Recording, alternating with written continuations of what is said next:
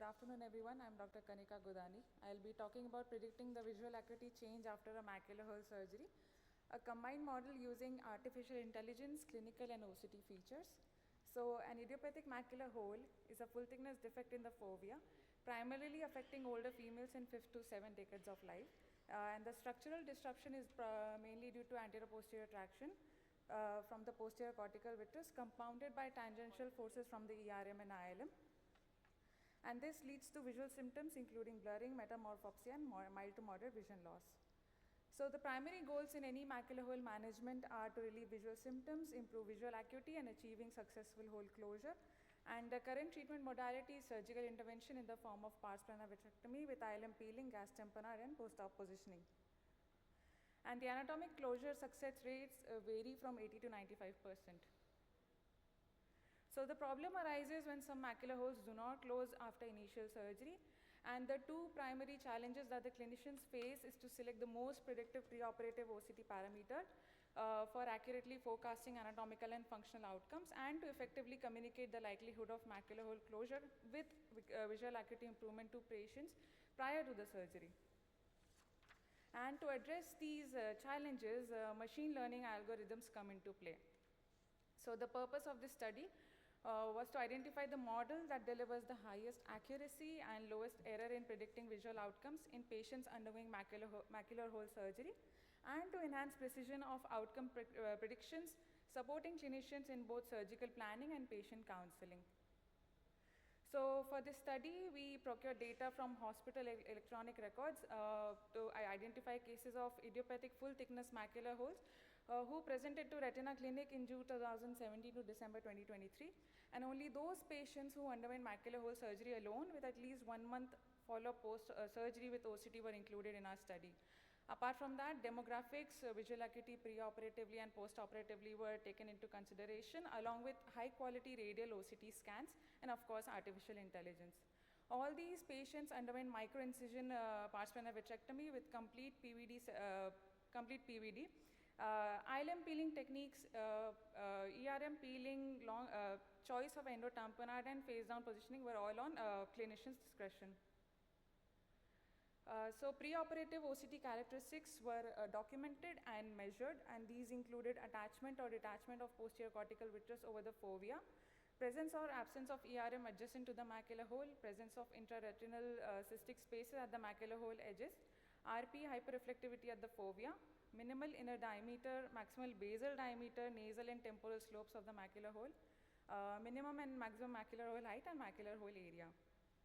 Post-operatively, so after a minimum 1 month post-op period, the macular hole status was assessed either closed or open, depending on according to Krank's classification. For data pre-processing, it was 3 information sheets were generated: a patient information sheet, which mainly talked about the patient demographics; ocular information sheet detailed ocular specifics; and image information sheet, which detailed OCT measurements. These were qualitative and quantitative variables preoperatively, and postoperatively macular hole status. Now what we did was that these scans which were obtained, we divided into a testing set and a training set in a ratio of 20:80. The training set, from this training set, 6 machine learning predictive models were trained to forecast quantitative dependent variables, that is post-op visual acuity after macular hole surgery, and variables on OCT which were qualitative independent and quantitative independent variables, preoperative. The analysis was performed using the EasyFit function in Excel stat software, applying the following models: ANGOA, random forest regression model, K nearest neighbor, support vector machine, extreme gradient boosting, and lasso regression model. So coming to the results, 158 eyes of 151 patients were assessed. Average age was nearly 65 years. Out of these 151 patients, 61 were male, 90 were females. There was a median gain of visual acuity of 15 ETDRS letters, which is equivalent to 3 Snellen lines. So from these 1665 high quality preoperative OCT images, they were used to provide quantitative and qualitative information about the macular hole characteristics and dimensions. And as I already mentioned, we divided it into 80% training data, 20% testing set to test the previously trained models. So as you can see, if we see the post-operative macular hole status, in the training set and testing set, it's comparable, be it closed or open. The performance metrics of different machine learning algorithms on the internal validation dataset showed that the random forest regression model had the minimal mean square error. And this model identified the post-operative macular hole status as the most critical variable indicator, followed by macular hole index, for predicting the post-operative visual acuity following macular hole surgery. This model also demonstrated predictive accuracy within one line of actual visual acuity in 51% of the OCT images, within 2 lines in 72%, and within 3 lines in 83% of the OCT images. This is just an example showing how the machine learning model predicted the status of the post-operative macular hole, either open or closed. So what this study adds, it underscores the potential of predictive models as adjunctive tools, aiding clinicians in post-operative prognosis and surgical decision-making.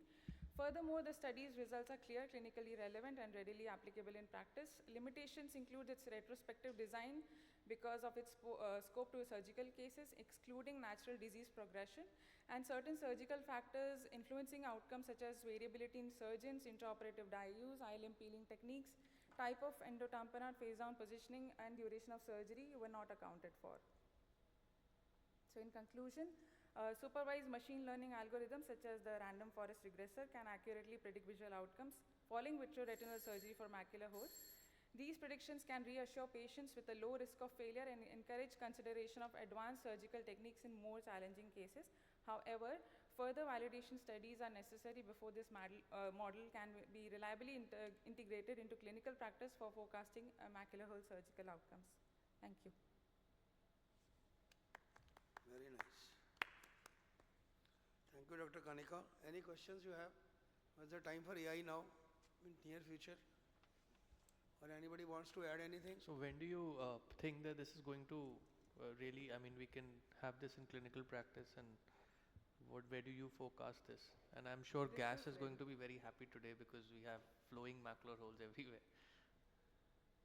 This is ready to be used, just that more studies are required to predict its accuracy. And what would be the, I mean, if we generate this model, how do you see this coming up? And do you, I mean, do you propose to kind of, how do you get it into practice? I mean, you agree that it's ready to use, but then how do you kind of, what is the learning curve and how do you start using it? So basically, whatever data we have, we take the OCT, preoperative OCT measurements, that is the qualitative and quantitative, put it in a software. And that is where the machine learning algorithms, they produce that result. So who's marketing the software and how is it, I mean, who's promoting the software? The companies. Oh. So we use the Excel stats software. Okay. That is what we use. It's a paid version. Right. Thank you.